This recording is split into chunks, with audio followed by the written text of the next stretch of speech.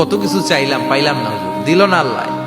বলে না আপনার সব দোয়া কবুল, তবে কবুল হওয়ার 3টা সিস্টেম আছে। কয়টা? চান্দুল্লার ভাইয়েরা মনে থাকবে কয়টা?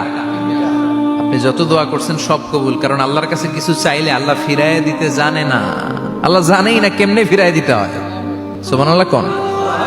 চাওয়া মাত্রই আল্লাহ বলে অ্যাকসেপ্টেড, যা কবুল, দিব দিব না এটা বলতে জানে না, চাওয়া মাত্রই বলে দিব। 3 সিস্টেম। নাম্বার 1, আপনি আল্লাহর কাছে দোয়া করলেন, চাইলেন, আল্লাহ বলে দিব, বলেই তিনি দিয়ে দেন আর আপনি খুশি হয়ে যান, পেয়ে গেলেন। নাম্বার 2, আপনি আল্লাহর কাছে দোয়া করলেন, চাইলেন, তখনও আল্লাহ বলে দিব, তবে এখন না, সবুর, একটু পরে দিব। কখন দিলে আমার জন্য ভালো, আমার চেয়েও ভালো জানে কে, পরে দিবে।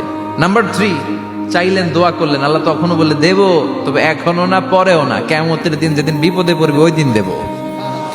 যেদিন তোর বাবা তোরে চিনবে না, তোর মা তোরে চিনবে না, বন্ধু বন্ধুরে চিনবে না, পীর সাহেব মুরিদরে চিনবে না, মুরিদ পীর সাহেবরে চিনবে না, ইমাম সাহেব মুসল্লিরে চিনবে না, মুসল্লি ইমাম সাহেবরে চিনবে না, কেউ কাউরে চিনবে না। ওই কঠিন দিনে তোরে আমি বাঁচাইয়া দেব। তাই দোয়া যা করছেন ছোটবেলা থেকে আজকে পর্যন্ত, লস হয়েছে না লাভ? লস না লাভ? এজন্য বেশি বেশি দোয়া করার দরকার আছে না নাই? সিজদায় পড়ে আল্লাহরে বলবেন, আল্লাহ এই পৃথিবীতে আমি ছাড়া তোমার গোলামের অভাব নাই, কিন্তু তুমি ছাড়া আমার দ্বিতীয় কোনো রব নাই।